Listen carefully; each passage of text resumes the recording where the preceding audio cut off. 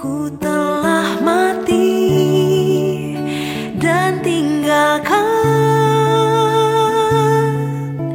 cara hidupku yang lama.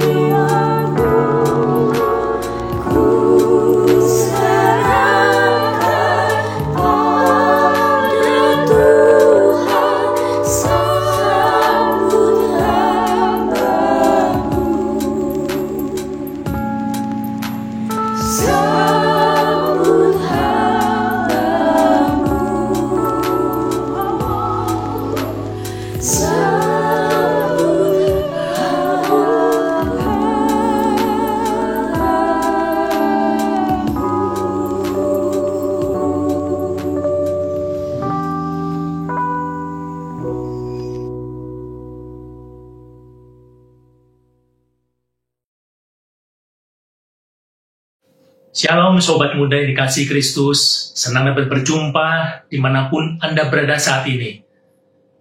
Mari kita berdoa.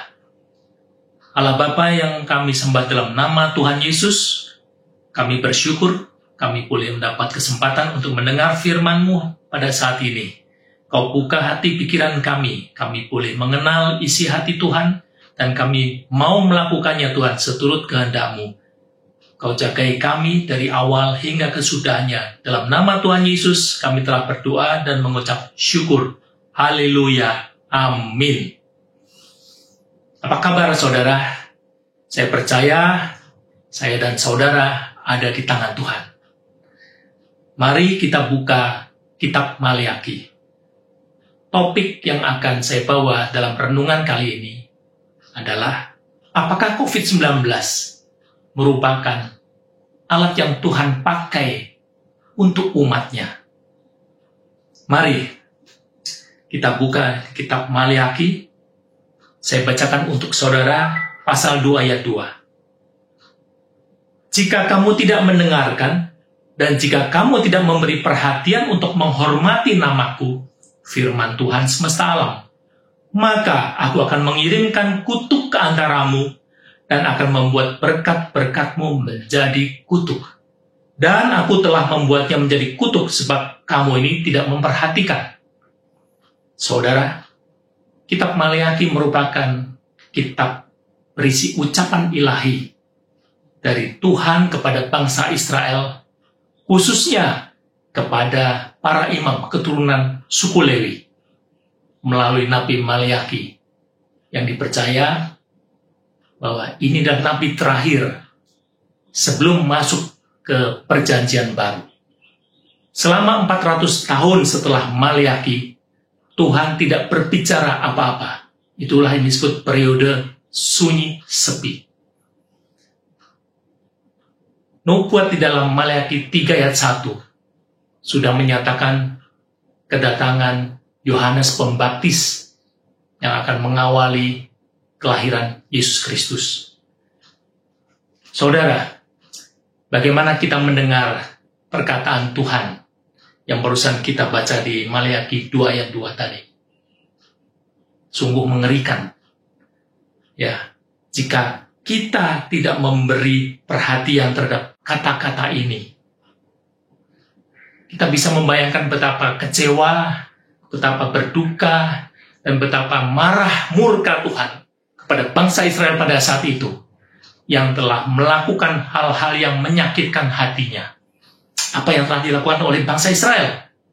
Kita baca di ayat-ayat sebelumnya, nanti saudara bisa baca sendiri di rumah masing-masing, bahwa bangsa Israel telah membawa persembahan yang cacat. Apalagi? Kawin campur. Apalagi? Yang ditegur oleh Tuhan, perceraian. Ada lagi pengabaian kewajiban perpuluhan. Perhatikan hal ini, sobat muda. Apa yang kita baca dan akan kita pelajari hari ini. Bagaimana kita bersikap kepada Tuhan? Bolehkah kita bersikap tidak hormat dan menipu Tuhan?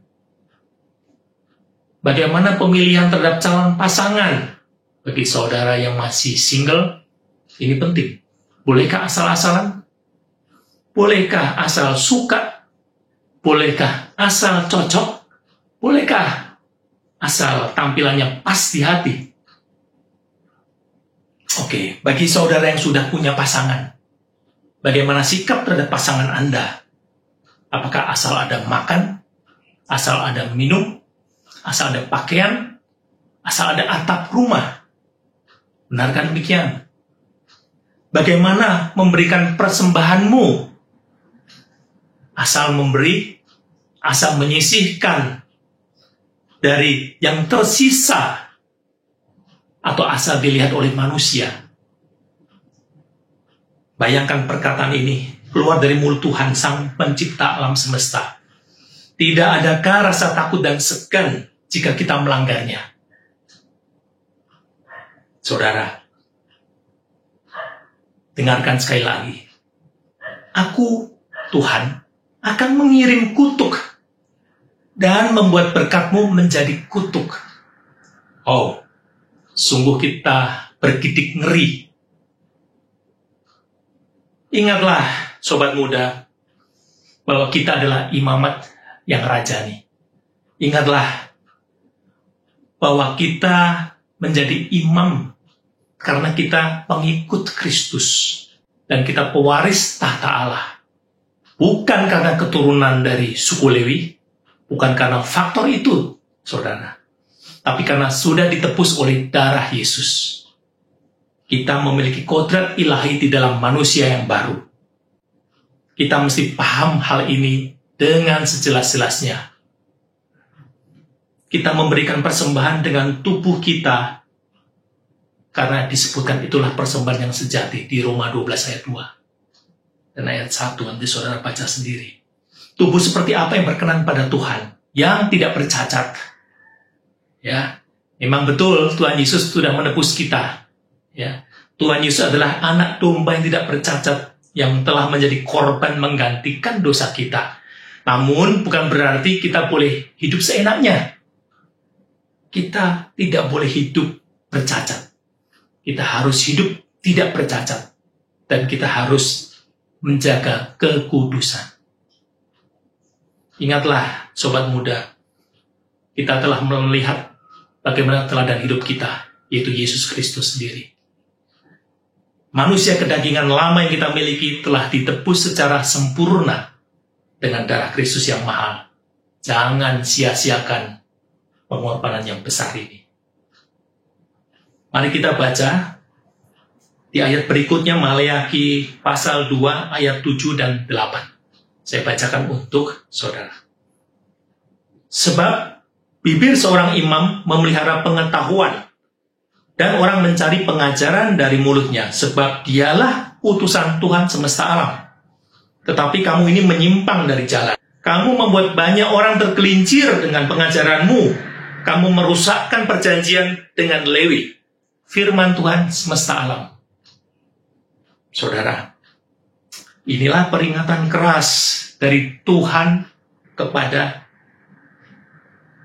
para imam kita, untuk gembala sidang, dan untuk guru, baik di zaman itu maupun hari ini. Kita harus menjaga perilaku kita, kita menjaga mulut kita, agar bukan termasuk bilangan orang yang dianggap merusakkan perjanjian dengan Lewi, yaitu umat Allah. Kalau kita bicara hari ini, Lewi itu adalah kita. Kita adalah umat Allah yang telah ditebus. Orang percaya pada zaman ini yang sedang mengalami pengudusan dan sudah dimeteraikan oleh Roh Kudus. Ingatlah itu, saudara. Apa yang terucap dari mulut dan bibir kita biarlah muncul dari dalam perbendaharaan hati kita yang sudah dimurnikan oleh Roh Kudus. Jangan ada kata-kata yang sia-sia. Ya, dengan demikian, kalau kita bisa menghidupi seperti yang diinginkan Roh Kudus, maka kita layak disebut utusan Tuhan semesta alam. Adakah kebahagiaan terlebih besar daripada sebutan itu? COVID-19 diizinkan Tuhan menggoncang seluruh dunia ini dalam waktu relatif yang singkat. Dan seperti itu pula lah kira-kira kedatangan Tuhan Yesus yang kedua kali.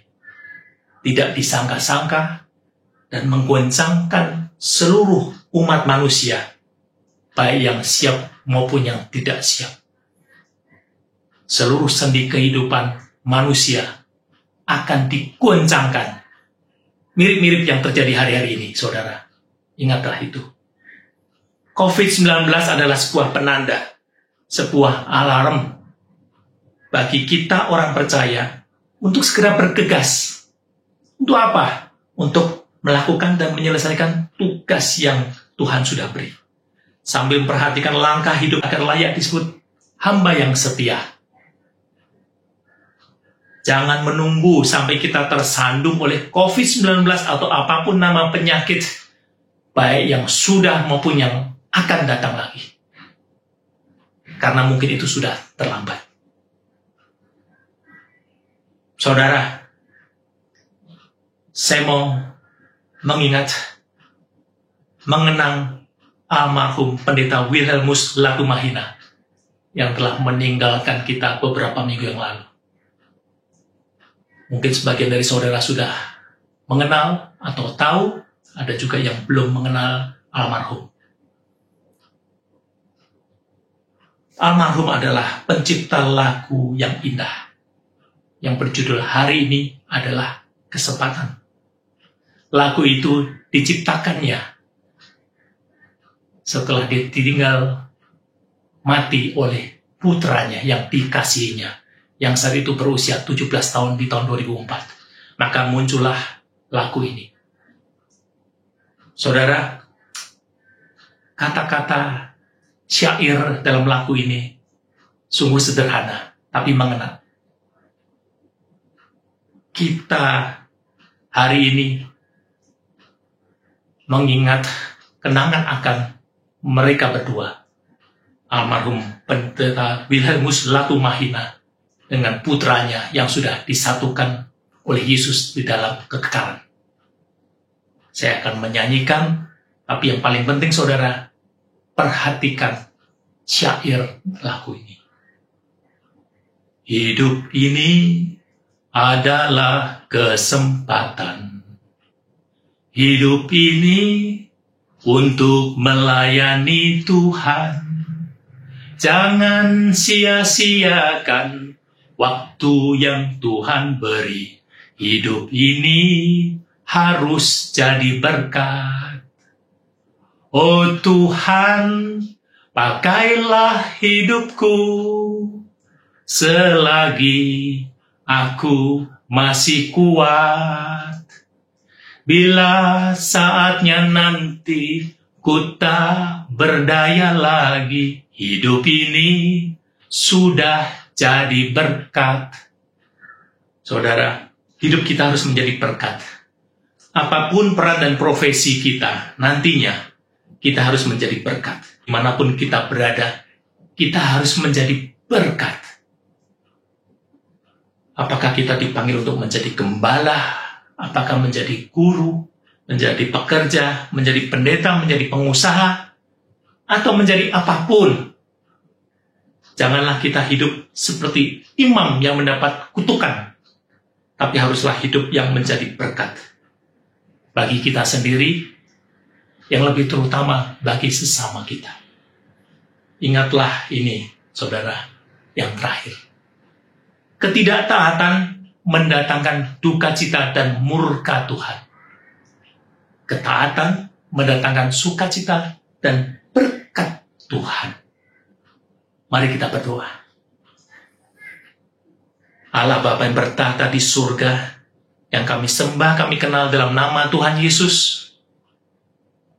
Kami tahu sekarang Bapa, bahwa COVID-19 Kau pakai untuk mengingatkan kami, agar kami bergegas, kami tidak menyia-nyiakan waktu yang ada, melakukan tugas yang telah Kau nyatakan kepada kami sejak dari awalnya Tuhan. Mampukan kami Tuhan. Biarlah api yang menyala dalam hati kami, Kau perbesar Tuhan. Api Roh Kudus-Mu yang akan memimpin langkah kami di hari yang akan datang. Kami mau tetap setia. Kami adalah pelaku firman. Kami adalah pewaris tahta-Mu Tuhan. Terima kasih Tuhan Yesus. Kami mau serahkan seluruh keberadaan kami untuk melaksanakan apa yang menjadi misi yang telah Kau nyatakan dalam hati kami. Terjadilah kepada kami sesuai dengan kehendak-Mu. Terima kasih Bapa. Terima kasih Yesus Kristus. Terima kasih Roh Kudus. Hanya di dalam nama Tuhan Yesus Kristus kami telah berdoa dan mengucap syukur. Mari yang percaya katakan, amin. Sampai jumpa di kesempatan berikutnya.